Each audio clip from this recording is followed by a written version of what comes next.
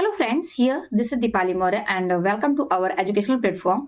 And जो अपनी series चल रही है भारतीय राष्ट्रीय आंदोलन की चल रही है और भारतीय राष्ट्रीय आंदोलन के काफी कुछ क्वेश्चंस हमने कवर किए, जैसे कि 1857 की जो क्रांति है, प्रथम स्वतंत्रता संग्राम, इससे रिलेटेड पॉइंट को हम कवर कर चुके हैं। और इसी के अंतर्गत मतलब इंडियन नेशनल मूवमेंट के ही अंतर्गत आपका आता है भारतीय राष्ट्रीय कांग्रेस की स्थापना, जो कि 1885 है। बहुत ही ज्यादा इंपॉर्टेंट ये टॉपिक्स हैं आपके भारतीय राष्ट्रीय आंदोलन का, जो कि 1857 से लेकर 1947 तक के पॉइंट्स को हम कवर करने वाले हैं। बीपीएससी या अदर कोई एग्जाम्स भर भर के यहाँ से क्वेश्चंस पूछे जाते हैं बहुत ज्यादा क्वांटिटी में। तो आइए उन सभी पॉइंट्स को हम कवर करेंगे। और अपनी जो सीरीज है आज की सीरीज नंबर 12, ओके। सो इससे पहले हम 11 सीरीज हम ओवर कर चुके हैं, जो कि आपको इसकी वीडियो प्लेलिस्ट में हमारे चैनल पर मिल जाएगी। आप लोग वीडियोज में जाकर के प्लेलिस्ट में चेक कर सकते हैं, आईएनएम इंडियन नेशनल मूवमेंट के नाम से, ओके। तो सारे क्लासेस आपको मिल जाएंगी। और साथ ही साथ आप सभी फ्रेंड्स हमारे इंडियन जो पॉलिटी, भारतीय संविधान से रिलेटेड जो भी टॉपिक हम डिस्कस कर रहे हैं, ओके, उन सभी पॉइंट्स को भी अटेंड करना बिल्कुल नहीं भूलेंगे। अभी तक के हमने 5 सीरीज इंडियन पॉलिटी में कवर किया है, तो उन सभी पॉइंट्स को भी आप लोग जरूर अटेंड करेंगे, ओके। और आप सभी से रिक्वेस्ट है कि आप सभी फ्रेंड वीडियोज को शेयर अधिक से अधिक अपने दोस्तों के साथ में जरूर करें, ताकि अपने क्लासेस की कनेक्टिविटी बढ़ सके और लोग अपने साथ में जुड़ सके, अधिक से अधिक लोग ज्वाइन करें अपने चैनल को, ओके। एंड सभी फ्रेंड्स क्लासेस को अटेंड करिए पूरा फुल तरीके से, एंड क्लासेस को लाइक करना एंड प्यारा सा कमेंट छोड़ना बिल्कुल नहीं भूलेंगे। जो भी आपका रिकमेंडेशन वो सारी चीजें क्लास के रिगार्डिंग, ओके। जो भी नए फ्रेंड्स फर्स्ट टाइम चैनल पर विजिट कर रहे हैं, सभी फ्रेंड चैनल को सब्सक्राइब बिल्कुल कर लेंगे, ओके। एंड हाँ, एक जरूरी इन्फॉर्मेशन, मैं इसकी पीडीएफ आप लोगों को टेलीग्राम, ओके, टेलीग्राम पर एंड अदर स्टडी मटेरियल्स जो भी होते हैं वो सारे में टेलीग्राम पर, और आपको इसका मैंने एक व्हाट्सएप चैनल भी बना दिया अपने चैनल का, ओके। व्हाट्सएप चैनल पर भी ज्वाइन कर सकते हैं आप हमें, राइट। तो ये सारी सुविधा हम आप लोगों के लिए यहाँ पे 1 बाय 1 हम कनेक्ट कर रहे हैं आप लोग साथ में जुड़ने के लिए। जो भी स्टडी मटेरियल्स हमारे पास अवेलेबल, वो सारी चीजें हम आप तक डिलीवर करेंगे इन सभी के साथ में। तो आप सभी फ्रेंड जुड़ जाइए। और आज का जो अपना स्पेशल टॉपिक है इंडियन नेशनल मूवमेंट में, वो है गर्मपंथी और उग्रवादी चरण। हालांकि कल भी इसी का सीरीज था, लेकिन हमने 30 क्वेश्चन कल डिस्कस कर पाए थे हम, ओके। 1 to 30 तक के क्वेश्चंस हम 11 नंबर सीरीज में हमने डिस्कस किया हुआ था। गर्मपंथी और उग्रवादी चरण जो था, आपके लाल बाल पाल जो थे ये उग्रवादी थे। मतलब कि जब आपका बंगाल का विभाजन हुआ, उसका परिणाम स्वरूप जो कांग्रेस थी वो 2 भागों में बट गई। तो उसी के परिणाम स्वरूप ही जो सारे क्वेश्चंस आपके इसके बनते हैं, उन सारे पॉइंट्स को हम कवर करेंगे। तो आप सभी फ्रेंड्स से रिक्वेस्ट है, सेशन को जरूर से जरूर शेयर कर दें। और आइए आज के क्वेश्चन को हम अटेंड करते हैं, राइट। तो आज की सीरीज का पहला क्वेश्चन, ओके, मैं फिर से बता दूं, इससे पहले का जो सीरीज है 1 से लेकर के 30 नंबर तक के क्वेश्चंस, वो आपको इसके पहले के सीरीज में मिल जाएंगे। आप लोग अटेंड जरूर कर लीजिए, ओके। इसके पीडीएफ्स के लिए आप व्हाट्सएप चैनल को ज्वाइन कर लीजिए, टेलीग्राम को ज्वाइन कर लीजिए, ओके। बंगाल विभाजन जो कि कब हुआ था डियर फ्रेंड्स, 1905 में हुआ था, राइट। के पीछे ब्रिटिश सरकार का उद्देश्य क्या था? बंगाल में अकाल के कारण उत्पन्न आर्थिक अव्यवस्था को दूर करना, बंगाल में मुसलमानों के हितों की रक्षा करना, बंगाल में बढ़ते हुए राष्ट्रवाद को दबाना, या फिर उपयुक्त सभी। तो यहाँ पर अगर देखा जाए 1905 में बंगाल विभाजन कब हुआ था, 1905 में हुआ था। किसके काल में हुआ था? लॉर्ड कर्जन के काल में हुआ था। ये सब चीजें हालांकि हम लोगों ने कल डिस्कस ही कर लिए थे, ठीक है, 1905 में। और 1906 में क्या हुआ? मुस्लिम लीग की स्थापना हुई, राइट। तो ये सारी चीजें 1 बाय 1 हम कवर कर रहे हैं। और आप लोग को यहाँ पे एक एक चीजें कनेक्ट होकर के सीरियल क्रम में, घटनाओं को जोड़ते क्रम में आपको याद करना पड़ेगा, तभी ये सारी चीजें आपके काफी समय तक मतलब आप इसको कैरी कर पाएंगे, याद कर पाएंगे। अदरवाइज भूल जाएंगे या कंफ्यूजन होने लगती है इसका, उसमें ये सारी चीजें होती हैं, ठीक है। तो बंगाल विभाजन कब हुआ था? 1905 में हुआ था। किसके कार्यकाल में हुआ था? लॉर्ड कर्जन के कार्यकाल में हुआ था। ब्रिटिश सरकार का क्या उद्देश्य था? मतलब जो गवर्नर थे लॉर्ड कर्जन, बंगाल को विभाजित करने का इनका मुख्यतः क्या उद्देश्य था? तो बंगाल में बढ़ते हुए राष्ट्रवाद को क्या करना? दबाना, ठीक है। यहाँ पे मेन उद्देश्य इनका ये था कि लोगों में जो एकता थी उसमें फूट डालने का ये काम करना चाहते थे, इसलिए इन्होंने क्या किया, इसको विभाजित कर दिया।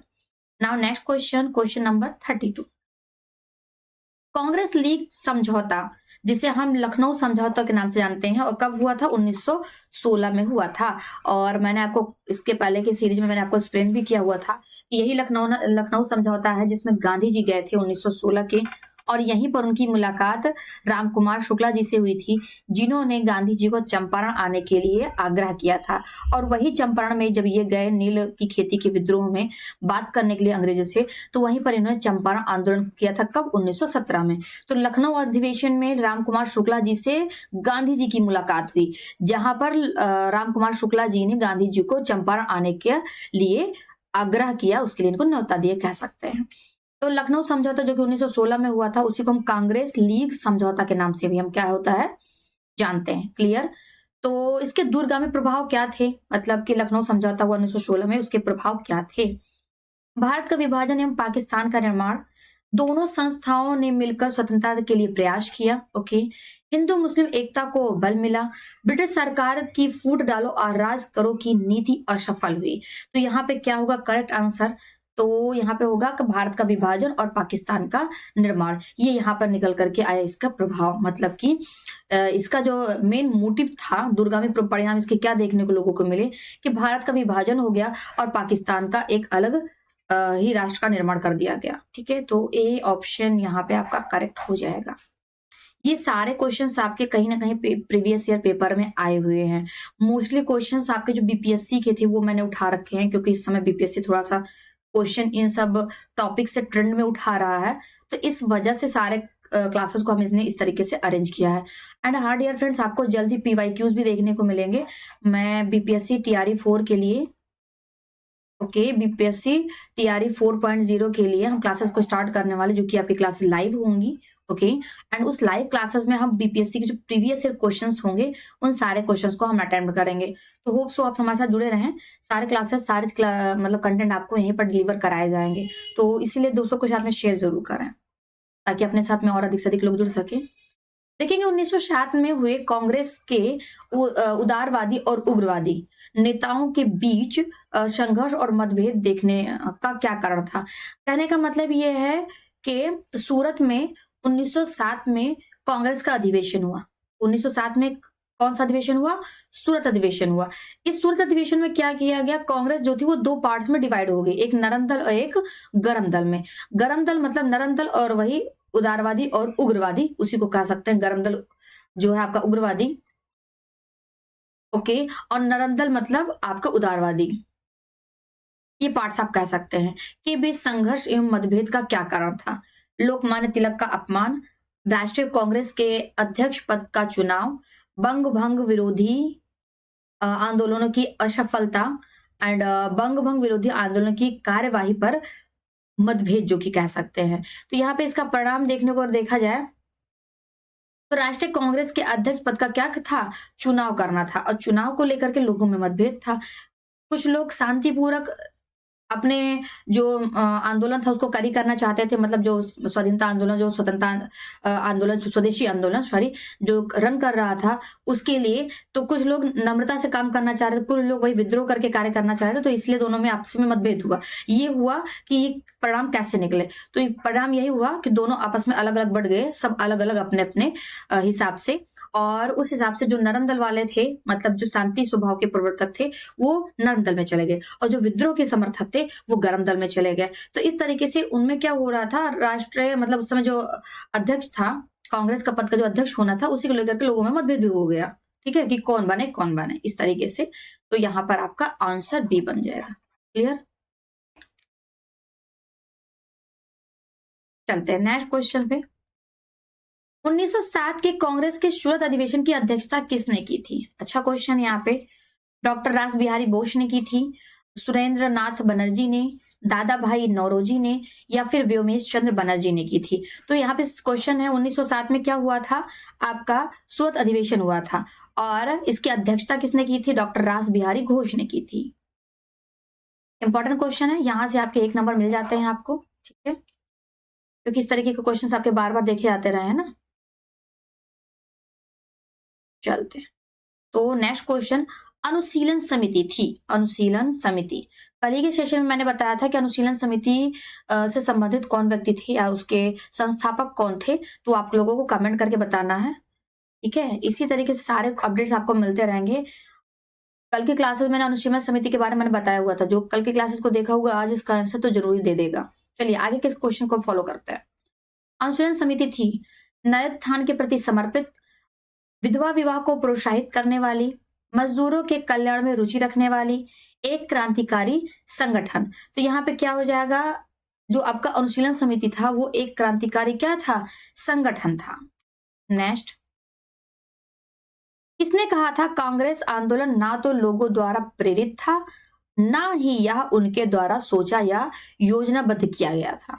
अच्छा, लॉर्ड डफरिन ने, सैयद अहमद ने, लॉर्ड कर्जन ने या लाला लाजपत राय ने। तो देखेंगे यहाँ पे स्टेटमेंट है किसने कहा था ये हमें बताना, और स्टेटमेंट क्या है कि कांग्रेस आंदोलन ना तो लोगों द्वारा प्रेरित था और ना ही उनके द्वारा सोचा गया योजनाबद्ध तरीके से किया गया कोई या प्लानिंग की गई कोई योजना थी। तो यहाँ पर किसने कहा था, ये कहा था लाला लाजपत राय ने किया था। ठीक है, अनुशीलन समिति किससे याद आया, लाला लाजपत राय थे। ओके, चलिए नेक्स्ट, निष्क्रिय विरोध पैसिव रेजिस्टेंस के सिद्धांत का प्रतिपादन किसने किया था। ओके, महात्मा गांधी ने किया था, विपिन चंद्र पाल ने किया था, बाल गंगाधर तिलक ने किया था या अरविंद घोष ने किया था। तो निष्क्रिय विरोध, ठीक है, जिसे हम क्या कहते हैं, पैसिव रेजिस्टेंस के संस्थापक एक सिद्धांत के प्रवर्तक कौन थे, अरविंद घोष जी थे। ओके डियर फ्रेंड्स, कौन थे, Arvind Ghosh, very most important.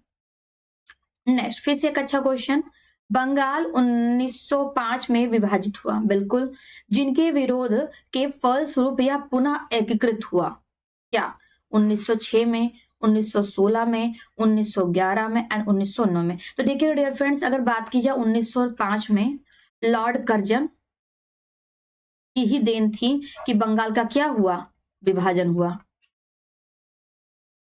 Bengal विभाजन हुआ। अब यहां पर ये बात की जा रही है, आपसे पूछा जा रहा क्वेश्चन में ये कि किस सन में, ठीक है, किस सन में इसको एकीकृत किया, मतलब पुनः इसको मिला दिया गया। तो यहाँ पे ये पूछने वाली बात है। तो अभी मैंने थोड़ी देर पहले आप लोगों को बताया हुआ था, जस्ट 1 मिनट। सभी फ्रेंड्स अपने अपने कमेंट करते रहेंगे, जो भी फ्रेंड्स लाइव हैं।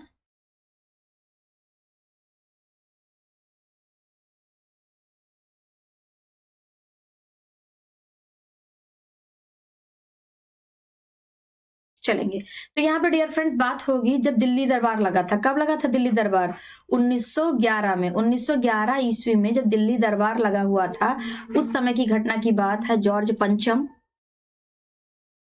ओके, कौन, जॉर्ज पंचम इसमें आए हुए थे और इसी में ही कलकत्ता से राजधानी दिल्ली ट्रांसफर की गई थी, इसकी घोषणा की गई थी। उसी दौरान ये बात हुई और इसके फलस्वरूप मतलब ये सारी चीजें एकीकृत कर ली गई, राइट, 1911 में। नेक्स्ट है आपका, यस, इसके साथ साथ आप और यहां से भी डाटा आप कलेक्ट कर सकते हैं। चलिए आइए देखते हैं, मैं इसको भी आपको यहाँ पे डिफाइन कर ही दूं साथ ही साथ। देखिए डियर फ्रेंड्स, तो 1906 में क्या हुआ था, 1906 में स्वदेशी आंदोलन, ओके, स्वदेशी आंदोलन हुआ था। 1916 में क्या हुआ था, लखनऊ अधिवेशन हुआ था, जैसे तभी कि मैंने बताया हुआ था आपको, जिसमें महात्मा गांधी जी गए हुए थे और राम कुमार शुक्ला जी यहाँ पे इनको मिले और इन्हें चंपारण आने के लिए इन्हें आग्रह किया। 1911 में क्या हुआ, ये चीजें तो आप घटना यहाँ से देख ही सकते हैं। 1911 में मैंने आपको बताया कि आपके जो राजधानी है वो पहले कलकत्ता थी, कलकत्ता से अब राजधानी दिल्ली होगी, ऐसी घोषणा 1911 में की गई और 1912 का परिणाम ये रहा कि 1912 में दिल्ली राजधानी ट्रांसफर कर दी गई, मतलब दिल्ली राजधानी लाई गई, ठीक है, लाई गई। और घोषणा कब की गई, घोषणा इसमें हुई थी 11 में, ओके। 1909 में क्या हुआ था, मार्ले मिंटो सुधार, मार्ले मिंटो सुधार। और कल मैंने आपके कंफ्यूजन दूर की हुई थी, मैंने कहा था ना आप आपकी कंफ्यूजन कहीं ना कहीं आपको बन सकती है, ओके, तो उस कंफ्यूजन को भी हम दूर करेंगे यहाँ पे। तो मैंने आपको बताया था कि 1909, ओके, और 1919 को लेकर के आप कंफ्यूज नहीं होंगे, राइट, 1909 की बात की जाए, 1919 की बात की जाए। तो डियर फ्रेंड्स 1909 में क्या हुआ था, मार्ले मिंटो हुआ था, मार्ले, क्योंकि ये कंफ्यूजन बहुत बड़ी है, लोगों को होती है, मार्ले मिंटो सुधार हुआ था, ठीक है, ये हुआ था। और यहां पर 1919 में मॉन्टेग्यू, मॉन्टेग्यू, ठीक है, मॉन्टेग्यू चेम्सफोर्ड सुधार हुआ था। तो कहीं ना कहीं हो सकता है आप लोगों को कंफ्यूजन हो, यहाँ पर भी माँ से मार्ले मिंटो और मॉन्टेग्यू चेम्सफोर्ड और 19 और 9 इस तरीके से कंफ्यूजन आप लोगों की बन सकती है। तो मैंने कहा ये कंफ्यूजन आप लोगों को दूर करना बहुत ज्यादा जरूरी। मैंने कल के सेशन में आपको डिफाइन किया था, 1909 वाला पूछा जाएगा तो मार्ले मिंटो सुधार आएगा, ठीक है। और अगर 1919 वाला आएगा तो मॉन्टेग्यू जेम्स फोर्ड सुधार अधिनियम आ जाएगा। यहां से एक चीज और रिलेट करके आप इसको याद कर सकते हैं। इसी में 1919 में 13 अप्रैल 1919 जलियांवाला बाग हत्याकांड, जलियांवाला बाग, आप ये रिलेट करके याद कर सकते हैं कि मॉन्टेग्यू जो चेम्सफोर्ड थे, ठीक है, ये भी 1909 में उस समय वायसराय कौन था? मार्लिमेंटो था। और 1919 की बात की जाए तो मॉन्टेग्यू चेम्सफोर्ड था उस समय वायसराय। तो मॉन्टेग्यू चेम्सफोर्ड के ही कार्यकाल में जलियांवाला बाग हत्याकांड हुआ था। तो इससे रिलेट करके थोड़ा सा आप इसको याद कर सकते हैं। होप सो कंफ्यूजन दूर हुई आप लोगों की। तो चलिए आइए अपने सेशन पे आते हैं। यहाँ पे आपका correct answer option number C बन जाएगा। Hope so is that clear. चलते हैं नेक्स्ट क्वेश्चन पे।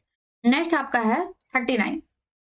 चलेंगे 39 नंबर क्वेश्चन को रीड करते हैं। आइए, निम्नलिखित में से एक ने युद्ध के समय भारत की रक्षा के कानून के प्रावधानों को, जिसे 1915 में पंजाब के गदर के विरुद्ध इस्तेमाल किया गया था, शांति के समय की भी जारी रखना चाहता था।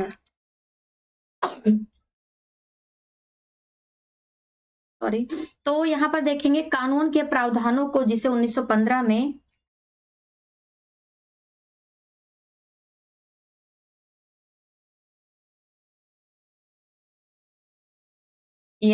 जिसे 1915 में पंजाब के गदर के विरुद्ध इस्तेमाल किया गया था, शांति के समय भी जारी रखना चाहता था। कौन? Lord Carmichael, sir Reginald Craddock, lord Hardinge, William Bentinck. तो यहाँ पे करेक्ट आंसर का देखेंगे कब? 1915, जिसे 1915 में। तो यहाँ पे बात आपकी क्या आ जाएगी? लॉर्ड हार्डिंग की। अब यहाँ पे एक आपको नाम मिलता है गदर पार्टी, वेरी मोस्ट इंपॉर्टेंट है गदर पार्टी। गदर पार्टी कब है? 1913। लाला हरदयाल, ओके, इससे संबंधित है।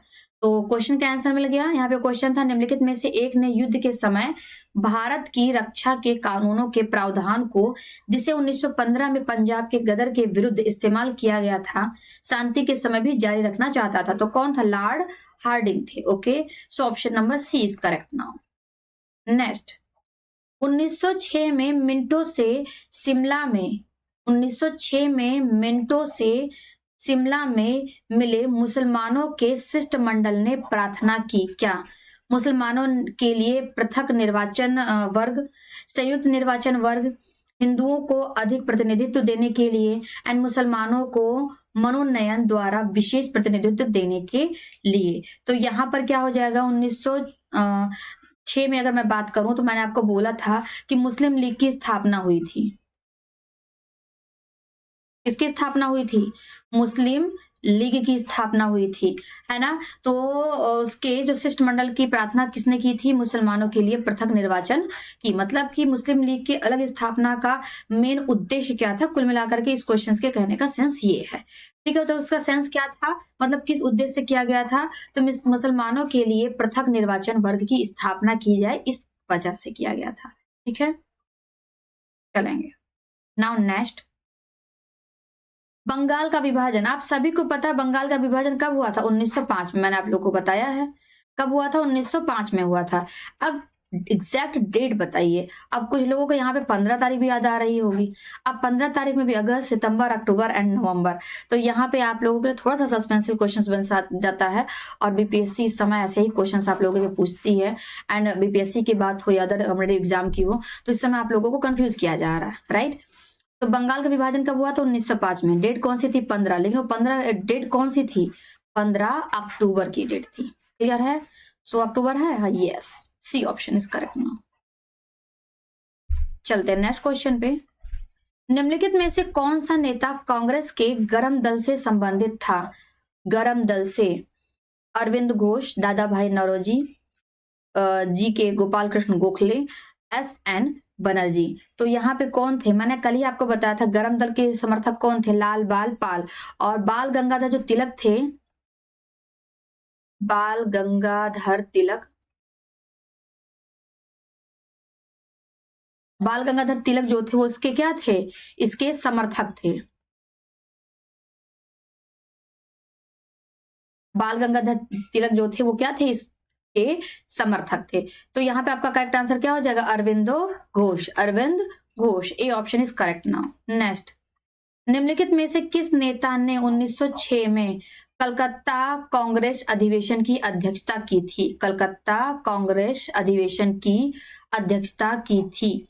बाल गंगाधर तिलक ने, गोपाल कृष्ण गोखले ने, अरविंद घोष ने, दादा भाई नौरोजी ने। तो यहाँ पर आपका करेक्ट आंसर क्या हो जाएगा? दादा भाई नौरोजी। ओके, 1906 में जब मुस्लिम लीग की स्थापना हुई उस समय अधिवेशन कहाँ हुआ था? कलकत्ता में। कहाँ पर हुआ था? कलकत्ता में। 1907 में अधिवेशन कहाँ हुआ था? सूरत में हुआ था, है ना? तो इस तरीके से घटनाओं को याद करते हुए क्रम में चलिए। तो 1906 में कलकत्ता में हुआ था और उसकी अध्यक्षता किसने की थी? दादा भाई नौरोजी ने की थी। कल के क्वेश्चंस में भी मैंने एक्सप्लेनेशन में आप लोगों को ये शुरू मतलब ये बताया था मैंने, राइट? नेक्स्ट है, निम्नलिखित में कौन उग्रपंथी नहीं थे?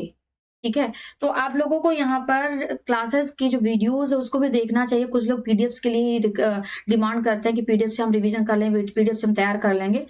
तो इस तरीके के जो भी एडिशनल क्वेश्चंस होते हैं वो लेक्चर में आपको मिल जाते हैं, तो लेक्चर जरूर अटेंड करिए, ठीक है?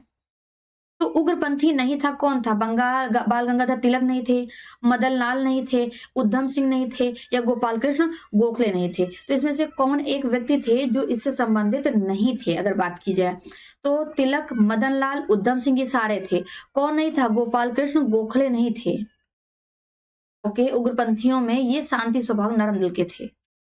नेक्स्ट, अगला क्वेश्चन, भारतीय राष्ट्रीय आंदोलन जो कि गर्म पंथियों के प्रभावाधीन आया, मतलब प्रभाव के कारण आया, किसके? 1906 के बाद, 1909 के बाद, 1914 के बाद, 1919 के बाद में। तो क्या होगा यहाँ पे करेक्ट आंसर आपका? यस। तो मैंने आप लोगों को बताया था कि 1906 में आपका क्या हुआ था? नरम दल और गरम दल, नरम और गरम दो भागों में बट गया था आपका भारतीय राष्ट्रीय कांग्रेस। तो कब हुआ था? 1906 का ये परिणाम था, या 6 के बाद। 1908 में बाल गंगाधर तिलक को जेल हुई थी। कितने वर्ष के लिए इनको जेल हुई थी? ये भी इंपॉर्टेंट है। 5 वर्ष, 6 वर्ष, 7 वर्ष, 8 वर्ष। तो एक क्वेश्चन यहाँ से आपका निकल के आता है कि बाल गंगाधर तिलक को जेल हुई थी, किस सन में हुई थी? ओके, तो किस सन में हुई थी? 1908 में हुई थी। किसको हुई थी? बाल गंगाधर तिलक को हुई थी। क्या हुई थी? जेल हुई थी। कितने वर्ष के लिए? 6 वर्ष के लिए। ओके, चलिए नेक्स्ट क्वेश्चन, बिहार बंगाल से अलग हुआ। बिहार बंगाल से अलग हुआ 1910 में, 1912 में, 1921 में, या फिर 1947 में। देखिए डियर फ्रेंड्स, अगर बिहार के बंगाल से अलग होने की बात करेंगे तो ये कब हुआ था? 1912 में हुआ था। अब 1912 की एक और घटना आपको याद आ रही होगी, मैंने बार बार आप लोग को रिपीट किया है कि जो राजधानी थी, क्या थी डियर फ्रेंड्स? जो राजधानी थी, राजधानी को कलकत्ता से कहाँ लेकर गया गया? कलकत्ता से दिल्ली लाया गया था। इसकी भी घोषणा 11 में हुई थी। ओके, और बनी कब थी? बनी कब थी? आपकी 12 में। सेम वे पे बिहार जो होगा वो अब बंगाल प्रांत से अलग होगा। इसकी भी घोषणा 1911 में ही की गई थी और इसको बनाया अलग किया कब गया था? 1912 में। दो के दोनों ही काम आपके जब 1911 में दिल्ली दरबार लगा हुआ था, ठीक है, दिल्ली दरबार लगा था जॉर्ज पंचम जो थे उनके आने पर, तो उसी में ही ये दो के दोनों ही घोषणाएं की गई कि जो बिहार प्रांत है अब बंगाल प्रांत से अब एक अलग का अपना राज्य होगा। फिर भी इस समय जब ये अलग किया गया 1912 में, ठीक है, तो इसमें कौन कौन से प्रांत अभी भी शामिल थे? इस बिहार में बिहार था, जो तत्कालीन आपका इस समय वर्तमान समय में झारखंड है, झारखंड था, और कौन था? ओडिशा भी था। तो इतने प्रांतों को उठा करके एक अलग का ही राज्य बना दिया गया था, तो जो कि एक संयुक्त प्रांत बिहार के नाम से जाना जाता था। क्लियर कट है बात? कॉन्सेप्ट क्लियर है यहाँ पर?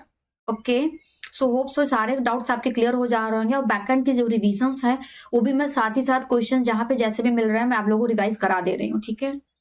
नेक्स्ट है, होम रूल आंदोलन भारत ने के स्वतंत्रता संग्राम के एक नए चरण के आरंभ का द्योतक था, क्योंकि इसने देश के सामने स्वशासन या सेल्फ गवर्नमेंट की एक ठोस योजना रखी।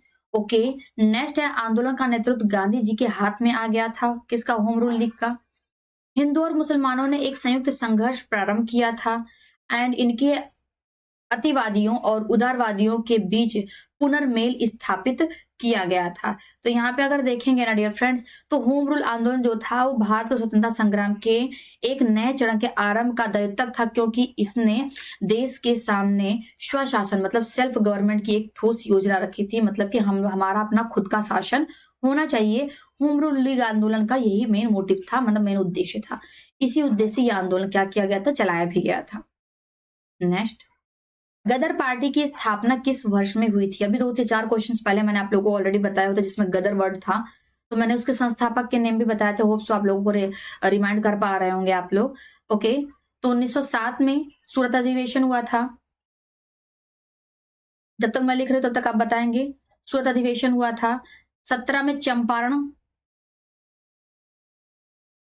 सत्याग्रह हुआ था।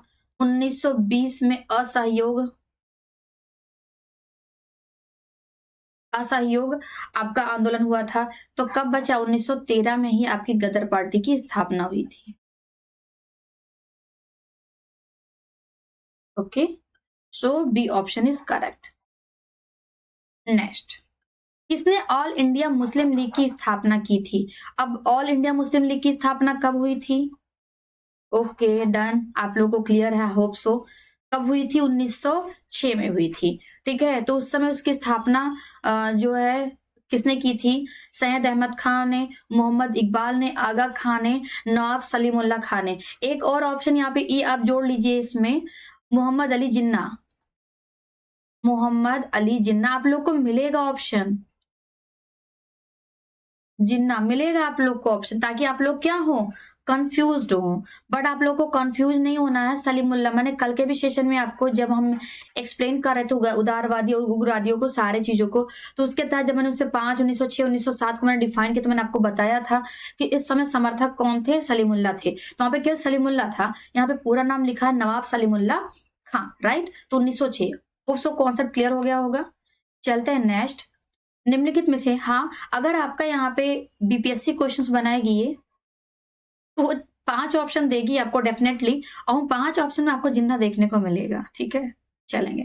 निम्नलिखित में किसका योगदान होम रूल लीग की स्थापना में नहीं था? राइट, किसका योगदान जो होम रूल की स्थापना में नहीं था?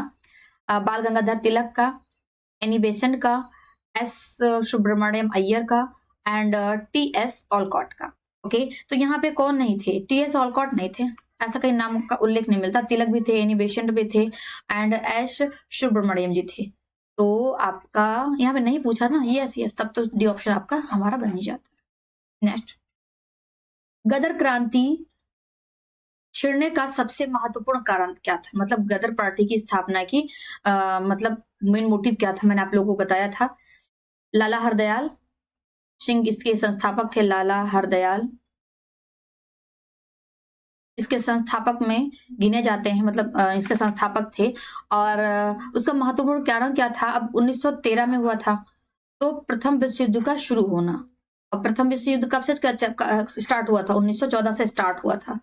तो इसी के ही उसमें मतलब कारणों के तौर पर गदर पार्टी की स्थापना प्री में ही की गई थी, क्योंकि उस समय इसका 1914 में से स्टार्ट हो गया था, लेकिन कहीं ना कहीं भाव 1913 से ही बनने लगे थे। जब प्रथम विश्व युद्ध होगा ऐसा इन लोगों को आभास हुआ, तो इन्होंने अपने ही एक संगठन बना लिया, गदर पार्टी। ठीक है, 1913 में, जिसके संस्थापक कौन थे? लाला हरदयाल सिंह थे। नेक्स्ट है, किस अधिवेशन में होम रूल समर्थक अपनी राजनीतिक शक्ति का सफलतापूर्वक प्रदर्शन कर सके? ऐसा क्या था? किस अधिवेशन की बात की जा रही है यहाँ पे? कांग्रेस का 1916 का लखनऊ अधिवेशन। ये अधिवेशन एकदम सही है, आप याद कर सकते हैं। आंसर के तौर पर नहीं, कि 1916 में जो कांग्रेस का अधिवेशन हुआ था वो कहाँ हुआ था? लखनऊ में हुआ था। 1920 का बंबई में होने वाला ऑल इंडिया ट्रेड यूनियन अधिवेशन, इसकी बात करी जा रही है यहाँ पे। 1918 में होने वाला यूपी किसान सभा, ये भी याद कर लीजिए। 1938 में नागपुर का संयुक्त AITUC अधिवेशन। तो यहाँ पर ये सारे डाटा आप लोगों के करेक्ट हैं, तो आप इन लोगों को याद करने के लिए नोट डाउन अपने नोटबुक में कर सकते हैं। फिलहाल के तौर पर हम क्वेश्चन के आंसर के तौर पर अगर देखते हैं, तो यहाँ पे हमारा आंसर जो निकल करके आएगा ऑप्शन नंबर ए निकल करके आएगा। ओके, ये जो डाटा है, ये डाटा अपने आप में सही है, बट जो क्वेश्चन आपके यहाँ पे मेंशन किए गए, उस क्वेश्चन के आंसर के तौर पर आप ऑप्शन नंबर ए को फाइंड आउट करेंगे। यहाँ पे आपका 1916 हो जाएगा। ठीक है, नेक्स्ट, वरिंद्र कुमार घोष के क्रियाकलापों ने एक गुप्त क्रांतिकारी संगठन को बंगाल में जन्म दिया। अब यहाँ पे बताना है कि इनका संगठन कौन सा था। इस संगठन की स्थापना वरिंद्रनाथ घोष ने की थी, तो यहाँ पे अनुशीलन समिति के थे। ठीक है, ए ऑप्शन। नेक्स्ट, किसने भारतीय राष्ट्रीय कांग्रेस के विरुद्ध अनुनय, विनय और विरोध की राजनीति का दोष लगाया गया था? किस पर लगाया गया था भाई? भारतीय राष्ट्रीय कांग्रेस के विरुद्ध अनुनय, विनय और विरोध की राजनीति का दोष किस पर लगाया गया था? बाल गंगाधर तिलक में, M.A. जिन्ना, सुभाष चंद्र बोस या फिर एनी बेसेंट? तो यहाँ पे बात आएगी बाल गंगाधर तिलक, क्योंकि ये गरम दल के थे। ठीक है, ये उग्रवादी के टाइप के ही कार्य करते थे, तो इस वजह से यहाँ पर उसके समर्थक नहीं थे। कहीं ना कहीं जो कांग्रेस थी, उनको जो नरम दलीय जो नेता थे उनका समर्थन प्राप्त था, लेकिन जो उग्रवादी दल के या गर्म दल के जो नेता थे, कहीं ना कहीं इनके तालमेल इनके साथ में नहीं बैठते थे। ठीक है ना, तो इस प्रकार के दोष इन पर लगाए गए थे। किन पर? बाल गंगाधर तिलक पर। नेक्स्ट है, किस भारतीय राष्ट्रीय आंदोलन का शीर्ष गीत बना वंदे मातरम? ठीक है, किस आंदोलन में बात की जा रही है? भारतीय राष्ट्रीय आंदोलन के किस आंदोलन में वंदे मातरम ओके एक शीर्ष गीत के तौर पर निकल करके आया? चंपारण में, ओके, सविनय अवज्ञा आंदोलन में या असहयोग आंदोलन में? सविनय अवज्ञा आंदोलन अगर देखें तो 1930 में, असहयोग आंदोलन 1920 में या स्वदेशी आंदोलन 1906 में? तो यहाँ पे किसकी बात करी जा रही है? ओके, 1906 में। 1906 में जब स्वदेशी आंदोलन का आगाज हुआ था, उसमें इस आंदोलन में वंदे मातरम को एक मुख्य तौर पर या शीर्ष गीत के तौर पर इसको ला करके यहाँ पे रखा गया था। बाकी इस गीत को सबसे पहले 1894 के कांग्रेस के अधिवेशन के में गाया गया था। ठीक है, नेक्स्ट, निम्नलिखित में से एनी बेसेंट द्वारा निकाले जाने वाले 2 अखबार कौन से थे? Okay, very most important question, इसको आप अटेंड कर सकते हैं इसके तौर पर। Commonwealth, new India, new Hindu, the irons. ठीक है, तो एनी बेसेंट ने कौन से 2 पुस्तकें लिखी हुई थी? यहाँ पे बात की जाए तो कॉमनवेल्थ, बिल्कुल, समाचार 2 अखबार यहाँ पे है। ओके, तो कॉमनवेल्थ बिल्कुल सही एनी बेसेंट की है, एंड न्यू इंडिया भी एनी बेसेंट की है, तो के दोनों 1, 2। चलिए, ए ऑप्शन हमारा सही हो जाता है, हमें ज्यादा लोड लेने की यहाँ पे जरूरत ही नहीं है। आगे बढ़ते हैं। नेक्स्ट, अतिवादियों व उदारवादियों के पुनर्मिलन की प्रक्रिया में प्रमुख शिल्पी निम्न में से कौन था? Annie Besant, M.A. जिन्ना, मैडम कामा, फिरोज शाह मेहता? तो यहाँ पे अतिवादियों और उदारवादियों के पुनर्मिलन की प्रक्रिया में प्रमुख शिल्पी कौन थे? तो यहाँ पे बात की जाए, ये कब हुआ था डियर फ्रेंड्स? 1916 में ही हुआ था। ठीक है, नरम दल और गरम दल विभाजित 1906 में हुए थे। ठीक है, लेकिन इनका पैचअप कह सकते हैं, पैचअप इनका दोबारा से कब हुआ था? 1916 में हुआ था। नरम एंड गरम दल मिलकर के फिर से पुनः एक हो गए थे, हम ये कह सकते हैं। ये नरम और गरम दल दोबारा से इनका जो पैचअप हुआ था वो 1916 में हुआ था। और किसके कार्यकाल में? मतलब यहाँ पे इसकी मुख्य भूमिका कौन अदा कर रही थी? Annie Besant. और इनका विभाजन कब हुआ था? 1906 में हुआ था। तो ये भी आपको याद रखना है, नरम एंड गरम। ओके, इन 2 पार्ट्स में डिवाइड हो गए थे। कब हुए थे? 1906 में। लेकिन इनका पैचअप कब हुआ था? पुनर्मिलन कब हुआ था? 1916 में हो गया था। ठीक है, नेक्स्ट, निम्नलिखित में से किसी भारतीय अशांति के जनक के रूप में जाना जाता है? A.O. ह्यूम को, दादा भाई नौरोजी को, बाल गंगाधर तिलक को या फिर महात्मा गांधी को? ओके, किसे माना जाता है? यहाँ पे देखा जाता है तो देखेंगे तो बाल गंगाधर तिलक को। किसको? अशांति के जनक। अब अशांति के जनक इनको क्यों कहा जाता? क्योंकि ये उग्रवादी थे, नेता थे। और जो गरम दल के संस्थापक या कि पिता के तौर पर जाने जाते हैं बाल गंगाधर तिलक को, इसलिए यहाँ पर ये ऐसा स्टेटमेंट इनके लिए लिखा गया है। ठीक है, इसलिए इन्हें भारतीय शांति के जनक के तौर पर जाना जाता है, किसको, बाल गंगाधर तिलक को। जहां होते थे लड़बड़ जाते थे, इन्हें बहुत बार बार पे गुस्सा बहुत जल्दी आता था और ये विद्रोह करने को उतारू हो जाते थे, ऐसा इनका नेचर था, स्वभाव था। ठीक है, नेक्स्ट 1915 से 16 में 2 होम रूल लीग आरंभ की गई थी, इसके नेतृत्वकर्ता कौन थे? अब होम रूल की बात आया तो सबसे पहले तो एनी बेसेंट को तो आप याद कर लीजिए, किसको, एनी बेसेंट को। अगर कुछ ना याद आए तो होम रूल लीग से एनी बेसेंट को तो जरूर याद रखना चाहिए आपको। अब एनी बेसेंट वाला ऑप्शन कौन सा है, तुरंत आपको मिल जाएगा। बाकी अगर तिलक याद हो ना हो, होम रूल लीग आंदोलन अगर आपको मिलता है तो आप एनी बेसेंट को तो जरूर याद रखिए, उसके थ्रू आपको आगे के ऑप्शंस मिल जाएंगे तुरंत के तुरंत। ओके, तो उसके साथ में तिलक, तिलक के साथ में एनी बेसेंट, तो यहाँ पे ए option is correct now. Home rule आंदोलन कब हुआ था? 1916 में हुआ था। होप सो यहाँ तक के सारे कॉन्सेप्ट आपको क्लियर हो गए होंगे। मैं आपको फिर से बता दूं कि आप लोग इंडियन पॉलिटी के जो हमारा क्लासेस है उस क्लासेस को जरूर आप अटेंड कर लीजिए, राइट। इंडियन पॉलिटी के हमारे जो क्लासेस हैं उसको जरूर से जरूर अटेंड कर लीजिए। हमने अभी तक के सेशन में भाग 1 कवर कर दिया है, जिसमें राज्य उसके केंद्र शासित प्रदेश हमने डिस्कस किए हैं भारतीय संविधान में अनुच्छेद 1 से लेकर के 4 तक। भाग 2 भी हमने कवर कर दिया, जिसमें नागरिकता है 5 से लेकर के 11 तक। भाग 3 भी हमने इंडियन पॉलिटी में आपका कवर कर दिया 1 सेशन में।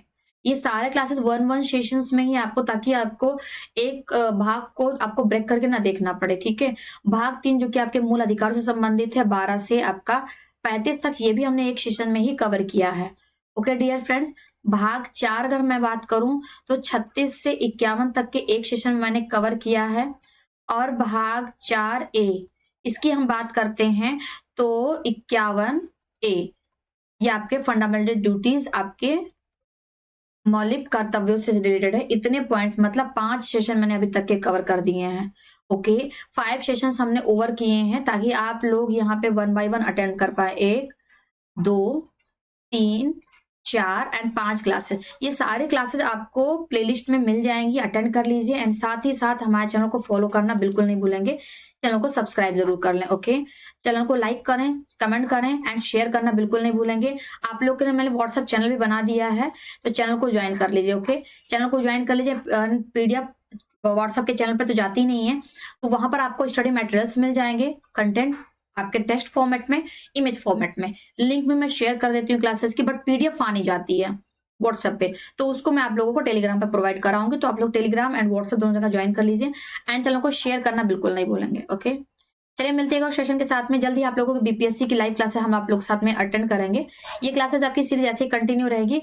बीपीएससी 4.0 के लिए हम PYQs बहुत ही जल्दी आप लोग साथ अटेंड करने वाले हैं इसी क्लासेस में, जो कि हो सकता है मे भी आपको शाम को लाइव क्लासेस चले उसकी 9-10 बजे से, तो आप लोग जरूर अटेंड करिए। ओके, मिलते हैं नेक्स्ट सेशन में। Thank you so much, have a nice day.